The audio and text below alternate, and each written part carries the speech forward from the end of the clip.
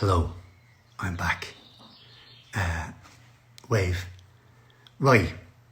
So sorry, I've gone off on one. I wanted to talk about Bob because I felt like that there was some, because I'm a big believer in that there's a kind of a magic we can create, a magic that we can conjure and make happen in our lives that I don't know if we give much credit to it, and I really think it's a wonderful thing. But anyway, so to Bob, have you been checking out his new songs? My God, I Contain Multitudes. Wow, so amazing. Right, so I'm going to get back to talking about songwriting. I've been kind of moving all over the place. Yeah.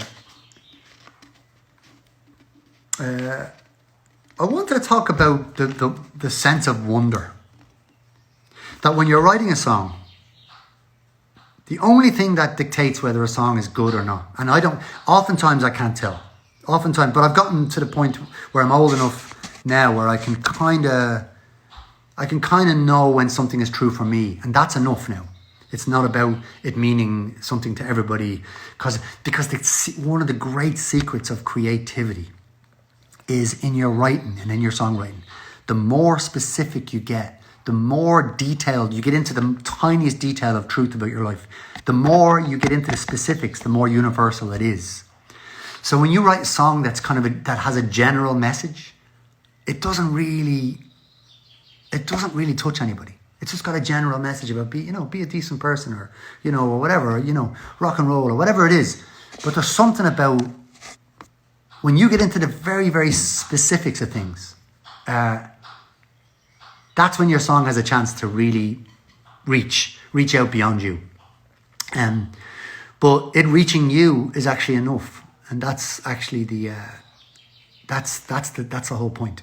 But I wanted to talk about, so listening to Bob and listening to Dylan, and of course listening to Joni, and then of course listening to Nina Simone and Neil Young and all of the great artists, the Waterboys and the Pixies and the bands that just blew my mind as I was getting older. I wanted to talk about what happens with all of this is that you realize what it is that you're drawn to, and what you're drawn to is some kind of, you can say truth, but truth is is too vague a word. Some kind of, what is it that's what is it? Because like when you listen to Famous Blue Raincoat and you hear him talk about there's music on Clinton Street all through the evening, it's like I remember going to Clinton Street and it was a total, like it was like going to Mecca. It was, for me as a songwriter, it was like I went to Clinton Street and I listened for the music, and when I eventually got a chance. Shane McGowan is great. Sorry, I just saw one there. Shane is in great form. He's doing okay through all of this. Thanks for asking. What's the real Eddie like? Well, you see him in his music. He's exactly like you expect. He's the real thing. I call him the heart man because he's just all heart, and love him very, very much. We love Dermot Kennedy at Wallace Bird. So do I. Thank you. But anyway, we're talking about the deep, so we to go back to a song like Golden Brown by the Stranglers. The deep, deep sadness, and something that a person that Leonard talks a lot about, Federico Garcia Lorca, has an amazing book, and I recommend it. If you please, if you have a pen, write this down. There's an amazing book by Federico Garcia Lorca called In Search of Duende. And Duende, you hear Nick Cave talk about it, and wonderfully, he speaks about it beautifully. Duende is roughly described as the deep sorrow at the base of all art. At the basis of all art, there's a deep sorrow that kind of permeates and so this is what Lorca talks about. But there's an amazing essay. Actually, I think it was a lecture that he gave in New York in the 30s. It could be wrong, but it might not have been the 30s. I think it was the 30s. That was a good question. Sorry about about singing. How do you find singing deep personal songs, opening old wounds, play them again? Does a chapter shut when it's written? It's a good question. Yes, it does. Yes, it does. But it's but you go back and you sing the song because you basically you become a servant to the song. The song is not yours. The moment you write it, it becomes another thing. It goes off and has a life of its own. It grows up. It gets a job. It starts smoking. It goes on the mitch from school. It has its own life, and so the song is no longer your. Did Phil Lynott ever figure for you as an inspiration? Huge inspiration. Phil Lynott is a massive inspiration for every Dubliner. Sorry, I'm kind of jumping in and out here. But Duende, I highly recommend it. In Search of Duende by Federico Garcia Lorca. Incredible book, because he talks about the gypsy song, and he talks about gypsy music and the deep sadness at the basis of their music, and how it's an indescribable, the indescribable in music, which is what we're all drawn to. I mean, I'm such a fan of music. When I listen to music, and it just brings me into this place, and I absolutely, I'm taken away. It's an incredible thing. So now, let me just, Blood Wedding by Lorca. Oh yeah, amazing. How do you do when you feel blocked?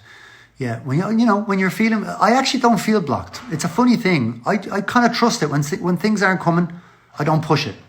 I've been very, you just wait. You can't make a bird come in your window. Occasionally a bird will come in your window, but you can't make it happen. You can't put bread on the windowsill, and we have to allow these things to, and it does happen. It's a wonderful thing if we can just allow things to happen. You can't force it. When words aren't coming, just let them. Just wait, because they will come. And the worst thing, songwriters, is finishing a song too soon, because you have to let a song. Your version of Ashes to Ashes. Did I ever meet Bowie? Never met him. I never met Bowie. I knew where he lived when I was living in New York. I knew his apartment, but I did get a great bit of news on my birthday, actually, which was that Bowie had gone to see Once. A friend of his called me and said, just to let you know that Bowie did go see your play. Now, I don't know what he thought of it, but I do know that he worked with Enda Walsh afterwards. Enda was the guy that wrote the stage book. So yes, Bowie has heard my songs. Isn't that mental? That is mental. That is just the most incredible thing. Okay, so what's it like to play with Javier Mas? A dream come true, absolutely. I wrote a love letter to Javier Mas, and I was absolutely knocked out when he got back to me. And I got to spend some beautiful times with Leonard through Javi. It's a time in my life I'll always treasure. Let me just see now. That is crazy. What's crazy, cruel April? What's crazy, Malu? Oh, and happy birthday, Malu. Your birthday's on Wednesday, right? How do I feel about Nick Drake? Well, Nick Drake is like, so we're talking about Duende. We're talking about the deep sadness in great music. So Nick Drake, Nick Cave, Tom York has it. Leonard, Bob have it. They have it in spades. Like Nina Simone, Miles Davis. There's just Lisa O'Neill. People, like, there are so many great writers that I know who are just dripping with this. It's a kind of a sorrow, and and there's only one artist I think I know pretty much every note of his career, and that's Nick Drake. I absolutely. Oh yeah, the Bowie thing. Yeah, it's mad. Yeah, it's crazy. Tim Buckley, love him. I love him. Thanks for asking. Adore him. The first time I met Jeff Buckley, I sang a Tim Buckley song to him, not knowing that Tim was Jeff's father. And I remember Jeff saying to me after the song, I sang Once I Was a Soldier. I fought on foreign sands for you. And Jeff saying, he was my dad. And it was like, what? Chords are words first. Mostly for me, chords, I'd have to say, but words too. Yes, I've read The Ginger Man. Darkness, Sorrow, written by a comedy. Yes, 100%. Talk a bit more about women songwriters. Yes, of course. Well, the one I guess I'm closest to would be Lisa O'Neill, who's one of my dearest friends, and Marketta, who's written some incredible songs. Daniel Johnson, I see, didn't mention it. He's not a woman. But Joni said, I remember, and again, forgive me if it sounds like I'm name dropping, but I've definitely, I've been very fortunate in that I've actually managed to meet some of these people. Nadia Reid's amazing. Brandy Carroll's amazing. But I remember sharing a dressing room, love Laura Marling. Wallace Bird's incredible. Courtney Marie Andrews, I adore. I absolutely adore. But sharing a dressing room with Joni at what's the venue in Toronto, the Massey Hall, and I was telling her a story, and I remember her saying to me, "That's a nice story. You should rhyme that." And she just said it really kind of off, and I said, "What?" And she says, "You should rhyme that." And she said, "That's what we do." Love Fiona Apple, and I can't wait to hear a new record. Haven't heard it yet. And I said, "What?" And I was like, "Wow." And she said, "But that's what we do, Glenn. We rhyme our lives. We just rhyme our lives, and that's the job of songwriters." And I have to say, I never got so close to the truth about what we do, and so I'm so grateful to Joni. She was very interesting. She talked a lot about Bob. She talked a lot about Leonard. Some of the stuff was hilarious. If I ever meet you in person, I'll tell you, but not here. Amazing. She was. Lisa O'Neill's deadly. She came to our studio and with Mossy, and she's incredible. She's just incredible. Just talk about singing about your life and making it, just rhyming it and making it work. So anyway, I'm going to get back to songwriting. If you don't mind, I'm going to go back. Let me see. There's a whole bunch. Bog Bodies Band. Have psychedelics influenced your writing in any way? That was a really interesting one because definitely, and I think I don't condone it or whatever, but I think everybody goes through a stage where they experiment with stuff, and for me it was kind of 17 to 25 was kind of my period where I kind of just gave everything a go, and psychedelics. What really blew me away about that was getting your mind completely knocked open, and I have to say, for me, it was is what taught me everything about mushrooms. It was what taught me everything about compassion and empathy. Now, stuff that I already had, but feeling the interconnectedness of everything on the planet, and realizing that everything you did had an influence on everything else. It was just the most incredible feeling. And so, and I got to a point where I couldn't take them anymore because everything just started going, it just started going bad, so I quit. And so but I absolutely think that the psychedelics had a massive, massive influence. And growing up in Ballymun there was a lot of, unfortunately, there was a lot of heroin in Ballymun. And, there was meditation. Yeah, absolutely. Well, that kind of comes later, doesn't it? Psychedelics makes the thin walls between us turn them into fields. That's lovely. Jason Molina taught me a whole lot about songwriting. Again, dripping with duende. So I would say that psychedelics, yes, a massive influence on my compassion, empathy, all that stuff, But when you open the doors and the sun comes in, but also the rain comes in, and when the doors are open, everything comes in. That's Kez now. The window's open, and unfortunately, you can't close those doors. So being a kind of an open person, or being kind of vulnerable in that situation where you're high or whatever, the good stuff gets in, the bad stuff gets in, so it can be very damaging, also.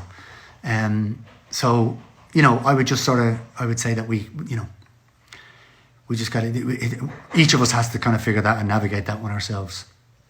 The doors of perception, indeed.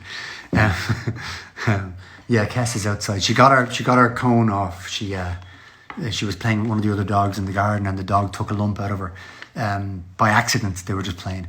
So, what is Damien Rice like? He is a beauty. Damien actually was now to get back to songwriting. Damien was somebody who he banned me from using the words heart and love, because he said every time you sing a song it has the word heart in it and there's the word love in it, and he said here's the challenge, stop using those words, and so I did, and he was absolutely spot on. I'm very grateful to him for it. He's actually been an incredible influence and an incredible friend to me through all of this time. I saw Damien first when he was playing with Juniper, 97, 98, and he's an amazing man. He was actually over here the other night. We had a great hang, and I love him. But there was something else that he said to me that I wanted to talk about. I'm trying to think of what it is. Oh yeah, like one of the things I think is really, really important in songwriting, to go back to songwriting and to go back to this thing that we do, is this idea: if you tell someone the truth, it'll save them a lot of time. You know, if you like, so I just want to talk about my relationship with Damien. One of the things I can depend on him for is sometimes I'll call him up and play him a song, and he'll say, "Yeah, I like that," you know, or "I don't like that," or "I think that was a bit lazy there," and you know, or "I'm going to give you a song." "Yeah, Ginger, thank you. I'll give you a song in a minute." But what I love about Damien is that he'll just tell you, and sometimes you listen, sometimes you don't. Sometimes he listens, sometimes he doesn't. But it's a great friendship because it's honest. And there is, in this line of work, you'll get a lot of people who, you know, will plamass you, and plamass means who will, you know, applaud you and say, "Well done, that's beautiful." And then you'll get a lot of people who'll say that's shit, and you're shit, and your music shit, and your band is shit, and all the rest. But it's rare to get people who stand in the middle. And this is something that I'd love to talk about to do with critical thinking and critical talking. And it's an incredible thing to have friends who, with compassion, will talk to you about the work. Because, you know, he's a songwriter and I'm a songwriter, so we sit down and we might have a go, and you know, sometimes honest friends are gold. Thank you for saying that. And actually, a good friend will, you know, if a kind thing, an honest thing said kindly and directly will save you years of discovering it for yourself. So I really have to say that I'm very grateful for certain friendships, and there are a few good people in my life. In my life like that. Come up and say hello. Come on up and say hello. No. Kez is there. She just brought me in a big bone from the garden. But we're not touching that. Damien Rice, I was talking about. Okay. Star and Blower's Daughter are my all-time faves. Nice one. Well, Star, somebody asked me a question, where did that song come from? And it's a long time ago, about 97, I wrote that song in, and I remember it because I was at home. I was actually living at home at that time. I was about 27, and I was at home for a short period of time. And my mom had twins when I was 16, and Dylan and Richard. A lot of you will know Dylan or Richard, and I kind of feel like we raised them. You know, I kind of feel like they were kind of. I sort of feel like, you know, I was kind of their dad in a lot of ways. You know, my own dad was just kind of a little bit unavailable. And so I grew up with them. So I used to have to, like, I'd put them to bed. I'd read them books. The big favourite in our house was The Man by Raymond Briggs. Wonderful book. And I would sing them songs. And God Bless Mom was a song that came out at that time. Star was another one. Just kind of, you know, it was kind of a lullaby. It was just a thing to get them to sleep, and I was very happy with that song, and of course the can you show Damien how to use Instagram Live? Can you imagine recording another album at Marquetta? Of course I can. It'd be amazing. But you know, to go back to Star Star, it was just, you know, it's felt really natural then to stick a bit of Willy Wonka into it, because we would have been watching Willy Wonka back at home. And so that song, that's where that song came from. Star Star, teach me how to shine, teach me so I know what's going on in your mind. That mystery when you're looking out at the sky. Because I don't understand the lyrics in it are terrible, because maybe they're fine, but there's a few terrible. Because I don't understand these people saying I don't understand these people saying we're all, no, it's not that. They talk and talk forever, but they just never climb. Was just like, that was one of those lines where I was just like, oh man, I wish I could get that line, but I just didn't get it. So it ended up on the record. People saying the hills, I don't understand these people saying the hill's too steep. Well, I was actually that was clever.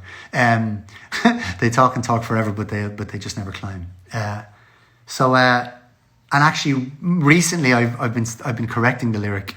I don't understand these people saying the hill's too steep. Well, they talk and talk forever, but they're too scared to climb, which kind of doesn't work as well. But there you go. I just corrected it. What is Eddie Vedder? Come on, he's amazing. Hi from Bratislava. Hello, Bratislava. The story of falling slowly and the weather reports. Yes, so in Ireland, and I think it's the same in England, because we listen to BBC here sometimes too. They have the coastal reports, and the coastal reports they basically send reports from the weather stations all around the country. A lot of the weather stations are in lighthouses or on coastals, and you know, oftentimes you'll hear them say, you know, Malin Head, winds variable, it's like 23 gusts, cloudy, blah blah blah. Rising slowly or falling falling rapidly, rising slowly. But I remember just falling slowly. It's for some reason when I listen to the weather report, Roach's Point automatically. Nice one, Donald. I am just something about that weather report just trips me out. So I really wanted to write a song with that lyric in it, falling slowly, and I would have liked to have written a song with the coastal reports more mentioned in it, but it just happened to jump into the song. Yes. So would you? Okay. Well, I'm going to play another song. Maybe I'll play a song and I'll talk a little bit about where it's from. Let me see. But they just never rise. That's good. I like that. I want to say a second. How to stop rewriting the song, letting it go as it is. You know what? Absolutely, 100%. Don't know if any of us can do that particularly, but we do try. But the song does become someone else's once it's sang. Well, if I do leave a light. Hey Myra, could I ask you a favour? Would you go grab the little guitar that's in the end room? It's the one that's nearest to the door. Thanks a million. Because I'd have to tune this guitar into a crazy tuning. I'll tell you about the tuning. We'll what's the banana and sing? What is that? Red chord. Wow. God, you know, I don't know if it's funny. How did I come up with Say It To Me Now? Say It To Me Now is very old. It's a very old song. I wrote that song in 2005, I believe, maybe earlier. I was on a record called Fitzcarraldo, Frames record, and it was a song that John Carney loved, and he wanted to put it in Once, and so it becomes the opening song in Once. Thanks a million. Say It To Me Now was really all about, thank you, about kind of not understanding someone's behaviour and, and kind of leaving yourself open to messages. And so I'm going to sing Leave a Light because I've seen a couple of requests for it, and I'll talk about the thing. So the tuning was given to me now. Eamon O'Leary, an amazing musician, a great traditional musician. He also has a band called the Murphy Beds. Is an incredible. He gave me this tuning. I think it's D, A, D, A, D, E. So D, A, D, A, D, E. So if you caught that, and I'll try to do it so you can see the hand there. So here it is.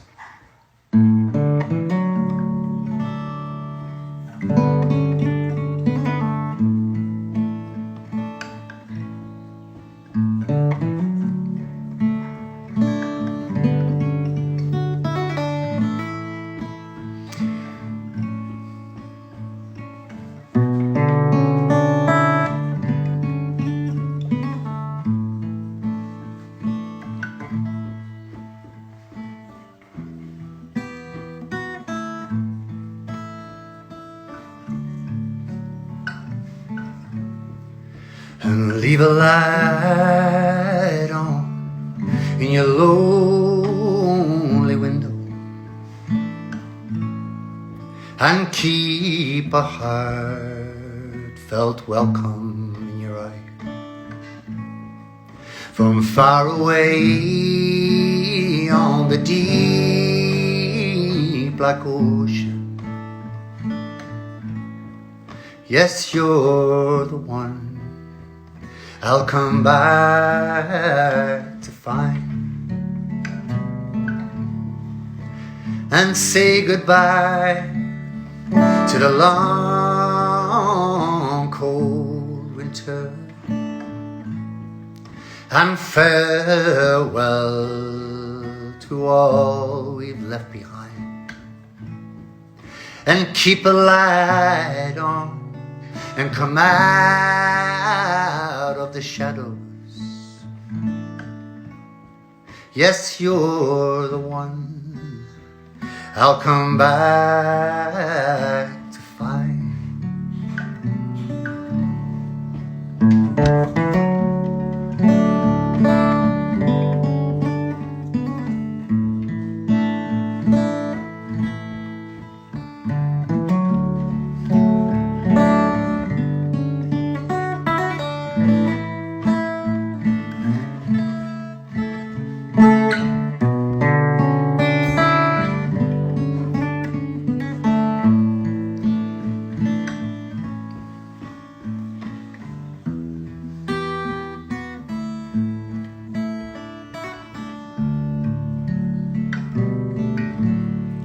And sing that song that your mother taught you, of the gypsy heart that never rests. And wait a while for the arms that once held you, and pull them close into your breast, and say goodbye to the long cold winter, and farewell to all we've left behind, and keep a light on and come out of the shadows. Yes, you're the one I'll come back to find. Yes, you're the one I'll come back to find.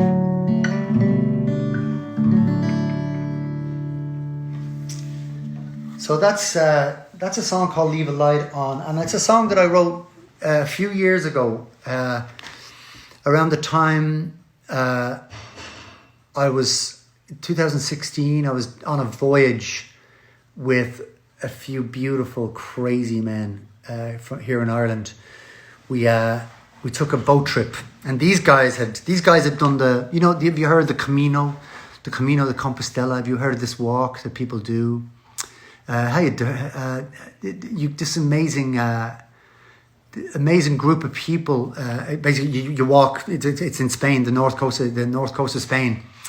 people walk. It's kind of a pilgrimage, and but it's it's originally it's a kind of a spiritual thing. It's actually, I think it's actually pre-Christian. I think the Christians may have hijacked it, but maybe I'm wrong. But the idea is that the James in the Field of Stars, the Camino de Compostela, the Field of Stars, and it's a beautiful idea that people have been walking this since ancient times. This pilgrimage to and a lot of people do it to walk and to find answers in themselves. So the lads on the boat decided they were going to do the Camino, but they were going to do it from Dublin, and they were going to do it in a curragh. Now, a curragh is a boat about a little bit bigger than this table, which is traditionally, it looks like a wicker basket with a pair of jeans, or traditionally would have been like goat skin pulled up around it, and these fishermen, the Irish fishermen, would row these boats out and catch fish, and sometimes they'd even move cattle in them in the tiny little boats, but they're basically a canoe. An amazing people, and they invited me to do a leg of the journey, which was around 600 kilometers from San Sebastian to A Coruña, across across Asturias, Cantabria, Galicia, the Basque region. Incredible people that we met along the way. Anyway, we were on that journey, and I was writing that song and had that song, and the song kind of became really, even though the song is really just about it's kind of about the ghost of it feels to be about the ghost of a fisherman who will return to the one he loves. I'm a big fan, and Mark Erie will laugh at me now, but I'm a big fan of The Perfect Storm. The film with George Clooney, where he has that brilliant beard. I just love that movie. Wolfgang Petersen, who made it, also made Das Boot, which is one of the other songs that I really adore. One of the other films I really adore. Anyway, the song was kind of about somebody coming back from sea to reconnect with their loved ones. And unfortunately, the song, when we were on the journey and a little after, one of our crew, the captain of our boat, God bless him, Danny Sheehy, God bless his soul, died on the boat and drowned, and so the song immediately became about Danny. So it's a funny thing with songs. Songs can be about one thing, and then suddenly they're just about something else. And that's what I mean about a song has its own life. It takes its own, it goes to a different place. It becomes a different thing, and you cannot control that. And it's not your job. You don't get to pick your audience. You don't get to pick what your song's about. You can talk about it, but it's just it's not going to work out that way. There's someone saying, those pictures of Leonard Cohen. No, the picture just above my head here, that's Ezra Caldwell, one of my dearest friends. Ezra died a few years ago, and dear friend of mine. This picture here, that's Mick Christopher, and the rest of them, I guess you wouldn't know. This guy here is this guy here, I want to show you this. This is whoa! There goes the guitar. This guy's a little shrunken head. I don't know if you can see him. But he's an amazing thing. I have him kind of inside that. He's and that's Beaker.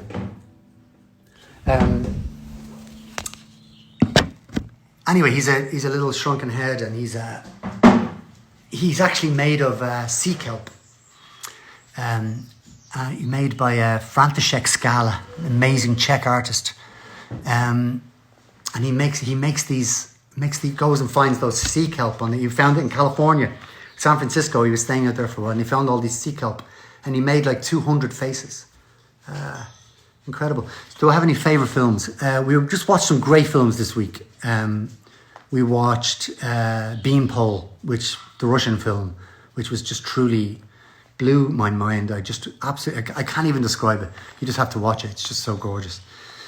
And then we saw The Lighthouse this week, which I was just really knocked out by. I thought it was amazing. There's a particular scene that was really incredible. Let me see. I saw Edward Norton's new film, Motherless Brooklyn, which was incredible. Elliott Smith, my God, bless. Lahane, oh yeah, Paper Moon, oh my God, Paper Moon, one of the greatest films ever. What has been like to write the songs for Strict Joy? Yeah, I suppose similar to the rest of the records, I guess. Work with Damien Dempsey again, anytime. Love the man. Let me see, what else we watch. We watched a great film, Troop Zero. I don't know if you guys have seen Troop Zero. Beautiful film. It is very Samuel Beckett, isn't it? It really is. It's kind of that, talking about the things between things. Truly loved it. It was a bit like Waiting for Godot. It kind of, two people didn't have to be sure if they're alive or not.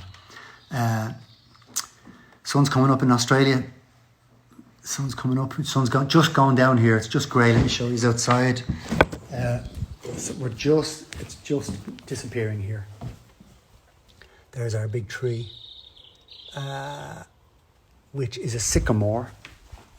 We've been going through all the trees in the garden and going through all their names and working on a project that you'll hopefully hear more about rewilding, about getting behind Troop Zero, amazing film. Rewilding. Your new song, Cold Comfort, and how you recorded it. Well, look, Cold Comfort was just kind of came out of nowhere, and I have a little studio down the end of it. It's very simple. It's just basically it's a laptop and a couple of mics, but I have a drum kit, and I can, because the frame sometimes would play here, and so go down there and bang away, and I just sort of cheers from it. Cheering a sunrise in Australia. Yeah, absolutely, me too. Where was I? God, I'm all over the place. Liam and Wainley was on the same trip. I just see a message there. Liam and Wainley was on it.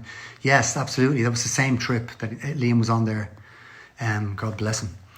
And God bless Danny's family. And when I wrote the song really for Danny's family. I mean, the song became about Danny's family. It became about Danny had this thing, we were stuck bad weather. We couldn't go out to sea.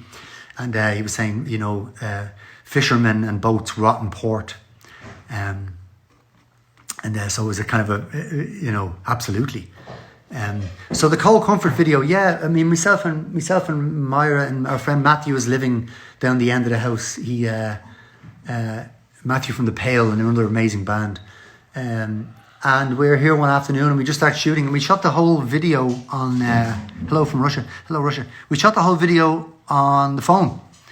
There's an app you can download called 8mm. It's just a little Super 8 app. Ryan Adams is brilliant, great writer. Favorite writers: John Fante. God, just so many. My brain's not working right now. But can you do a Danny toast? Yes, of course, to Danny. Ardar Danny. Ardar means good man in Irish. Just to teach you a little bit of Irish. Ardar Danny. Sláinte, of course, Anyway, I'm sort of drifting now. I'm probably going to finish this up in a minute because I kind of feel like we're about to drift into another hour and I don't want to get cut off. But I really appreciate you all tuning in. Let me see if I can get to another couple of questions. I feel like I was in we're making the video for Cold Comfort. It's little comfort when the heavens open and the sudden rain comes falling down. And I was writing that and I was like, I was kind of like, this is all right. What is this? And I was kind of, and then I went, then the rain comes falling down. So let's find some shelter and we'll sit this out. There's nothing we can do about it anyhow. And then what I was singing after that was, it's little comfort, I know, but the worst is over us now. And it just didn't feel right. And then I came up and I made a cup of tea, and this is oftentimes what happens, is that when you're doing something really banal, making a cup of tea, then the lyric hits you. And the lyric was, it's raining all over the world right now, which then immediately made the song about something entirely else. Because I was singing about, we're not seeing each other, whereas this became about this pandemic. So suddenly I was like, I'm writing a song about this. That's really interesting. And I didn't know until I came up and made the cup of tea and the song was almost finished. So it is a really interesting one. Bono turned 60 on Saturday. Ballymun Finglas musicians celebrating big birthdays. Myself being 50. Christy Dignam. Is Christy 60 as well this week? Wow. Happy birthday, Christy. Christy Dignam from Aslan. Bono turns 60 on Saturday, I believe. Yes, I've written a few songs during the confinement. I've written a bunch of songs during the confinement and still am. But like I say, you can't rush these things. You have to just let them kind of appear. I'll tell you what's been really inspiring to me is Greta Thunberg's mother's book. It's called Our House is on Fire. And I've been really moved by it. It's the writing is, it's just really straight writing. Thoughts on Krusty Moore. Thoughts on Krusty Moore. Like, he's our national bard. He's the king. It gets no better. But Greta's mom. The book ends with Greta going on the school strike. So it's really all about kind of this mother just growing up with kids who are incredibly special and who kind of see into stuff and who have superpowers basically, and it's an incredible it's an incredible read, and actually I've found that it's been bleeding into my songs. Me and Luca Bloom are great mates. I love him very, very much. He was a very kind man to us at the Frames in the very beginning. Gave us one of our first gigs. A beautiful man.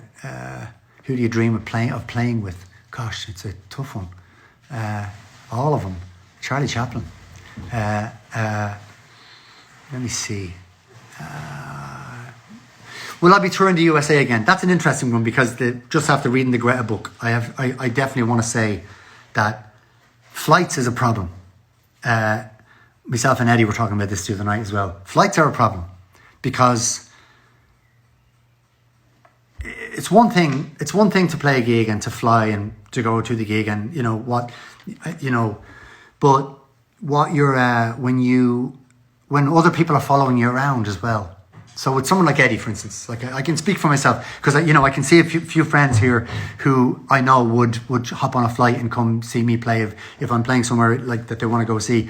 But we really have to think about this. This is really it's really intense. So for me, I think if I'm going to tour America, I'll do a flight over and I'll do a flight back. Now I know I could get the boat, but we got to be realistic too, because there are, I have to be. I'm speaking for myself. I'm not speaking for anyone else now. I need to a flight over and a flight back. If I could limit myself to 2 flights a year, fly to America, fly home, then that would make a huge difference to certainly my life and my feeling about my life. In Europe, it's easy. I can get a boat. I can get on I can drive anywhere in Europe. And driving, I know, is just as bad, but it's if I do have to go to America or Australia, if I do get the chance to, if I get to go to Australia, I'll be flying there and flying home, and if I have to go to Venezuela, I thought it was Venezuela, or Brazil, I'll need to drive down because otherwise it's either fly from Dublin directly down. It's a kind of a. And also, you'd really hope that you'd like to encourage people not to be flying and try to do gigs in a way that you're doing them close enough together that people can come by train. That would be really it. And that's so myself and Eddie have been talking about this. He's really into this idea too, barring emergencies. Because if there's an emergency, you've got to fly. What is it about flying due to the pandemic? No, it's actually just been reading the Greta Thunberg's mom's book.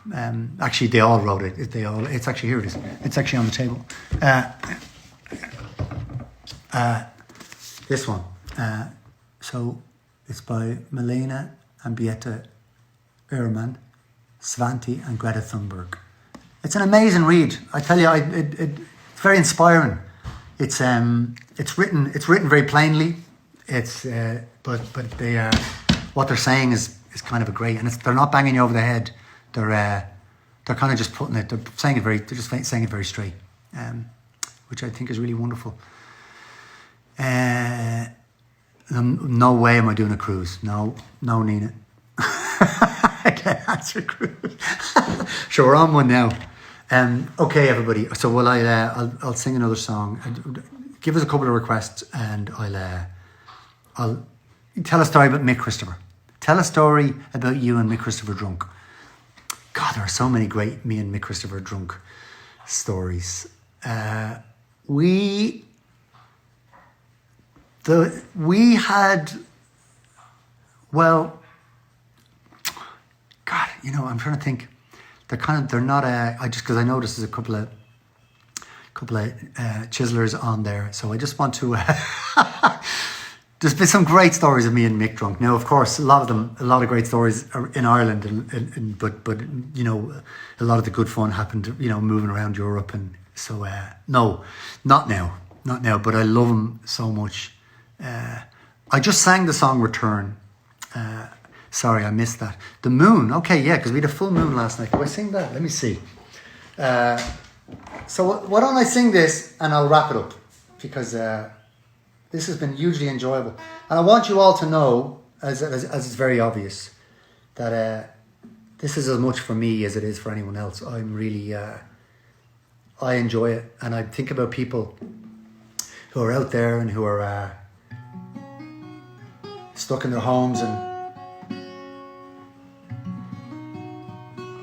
like we are. And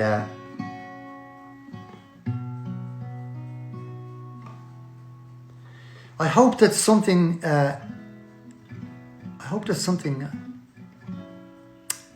came out of this. Melanie, my friend Melanie Horsnell in Australia, sent a message going, how would you write a song in this current time during the fires and the pandemic? My melodic ideas flow, but the lyrics don't seem to fit. I have no words. I only want to paint because everything seems stuck. Everything else is stuck. I know that feeling. of feeling very uncreative. But the first thing I'd say to you, Melanie, is that's actually a great lyric. All of what you just wrote there. How can I write at a time like this? During the fires and the pandemic, my melodic ideas flow, but the lyrics don't fit. I have no words. You've even got a chorus. I have no words. There's your chorus. I only want to paint because everything else is stuck. That's actually all of that are lyrics, and that's coming back to the Hemingway thing, that when you're stuck, when you're stuck, you just say something true, and it's a. I find Greta's book has given me great inspiration. And it's not because I'm going to go write an environmental song. I'd love to. I would really love to. If I could do it in a way that didn't sound like I was preaching at people. But it's all about, we need more protest singers. I keep on hearing people say, at a time like this, we need more protest singers and more protest songs. But actually, we're living in a time where it just needs to be more nuanced. And I think it's... I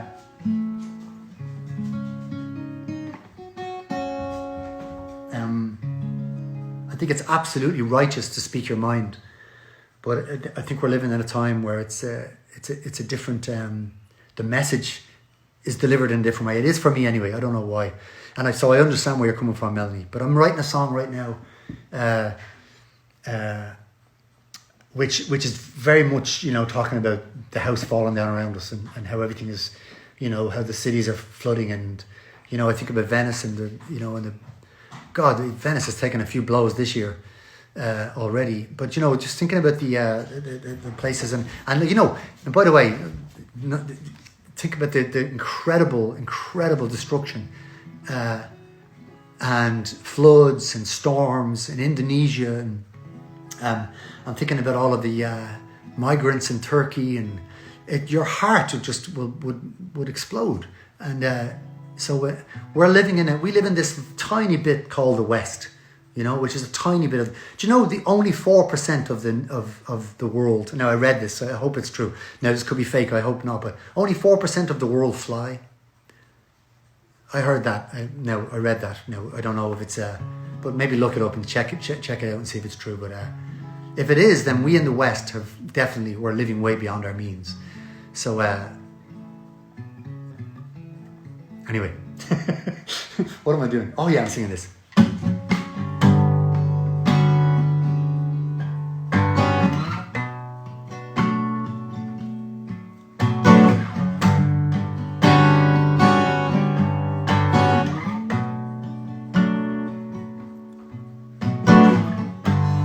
Cut the bones with the moon and watch the birds gather.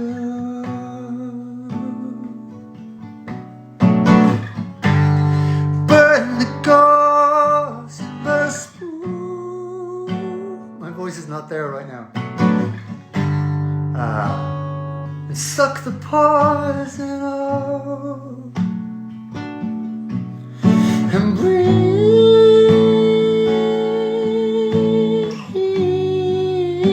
No, it's not there. It's not happening. That song's not happening. But what was the other one? Someone. I just saw another song that jumped in there as I was thinking about that one. Oh yeah, In These Arms. So I'll play this. I'll try to explain it as much as I can. Use the truth as a weapon to beat up all your friends. Every chink in the armor, an excuse to cause offense. And the boys from the hallway are calling out your name. And true love will find them in the end. You were restless, I was somewhere less secure. When I went running to the road, and so now there's this long list of places I was, but I'm gonna quit my rambling and come home. 'Cause maybe I was born to hold you in these arms. Maybe I was born to hold you in these arms.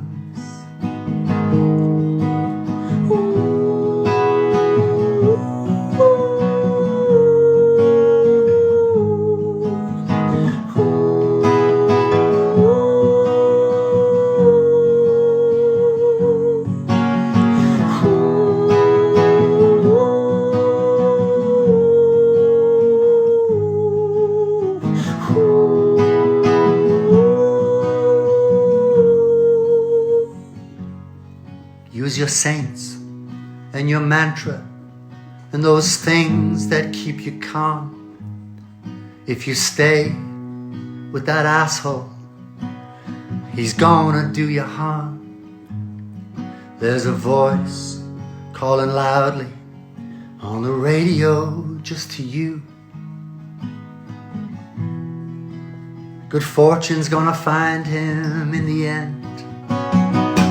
Maybe I was born to hold you in these arms. Maybe I was born to hold you in these arms. Maybe I was born to hold you in these arms. Maybe I was born to hold you in these arms. All right. In These Arms. It's a very simple song, very plain love song. But use the truth as a weapon to beat up all your friends. It's about those people in your life who just can't wait to kind of pull you down a peg. And the people, every chink in the armour, an excuse to cause offence. It's like, listen, sometimes you're just like, come on, leave me alone. But you love this person, and there's a kind of a sense of fate in your relationship with them. So listen, I'm gonna. Cass has gone off looking at something in the garden. I'm gonna say bye. I really enjoyed this. This was very, very special. Thank you, because we will get cut off again in a minute, and I don't want to miss the opportunity. I hope you are all doing okay. It seems like things are beginning to lift. It seems like things are beginning to change. I don't know. It seems like in America probably very little has changed, which is strange. So love to all you guys out there. I hope you're doing okay. In Europe, we've been restricted. We haven't been allowed to leave our house and all the rest. But it's really wonderful. Hey Zoe. Thanks Zoe. Hello Freddie. So listen, thank you. Hey Lady Dandelion, Sláinte, my friend. Bye Evie. Aila Prissy, Gamafisto, Nina, thanks Nina. Thanks Nina. Listen, you are wonderful. I really appreciate it. It's an absolute pleasure to do this. And like I said, I need it as much as anyone else does, so it's a wonderful thing to do. That was a very kind of a confusing, and I hope that you got something from it to do with writing. The basic thing about writing is there's no right way to do it. The truth is the only thing that matters, and the truth is the only thing you'll remember. So stick a bit of truth into your song for yourself, and never mind the rest of them. Never mind how it gets judged, because that oftentimes we sit on stuff forever because we're afraid of how it'll be perceived and how it'll be heard. But that's your first hurdle. Get over that, because you'll keep it all in your bedroom if you don't. Just think about the fact that Nick Drake did release albums. Just remember that he released albums. He was very upset and very sad about the fact that it didn't sell, but he released them. So that's a very important thing to remember. God bless you. You're all brilliant. And take care, and see you down the way. The Frames gig isn't happening. I don't think any of the gigs that we had planned this year are happening. I would be amazed if they did. But so this might be the last. I think I'll be doing the Other Voices thing. I think Lisa's on the Other Voices thing right now. So I've been keeping a lot of people from that. Lisa Hannigan, please go tune into her over on the Other Voices page. Mind yourselves, everybody. Yous are brilliant. God bless. Slán. Slán for. How do I do this? Oh yeah. Boom. No. There. End. Bye. And then.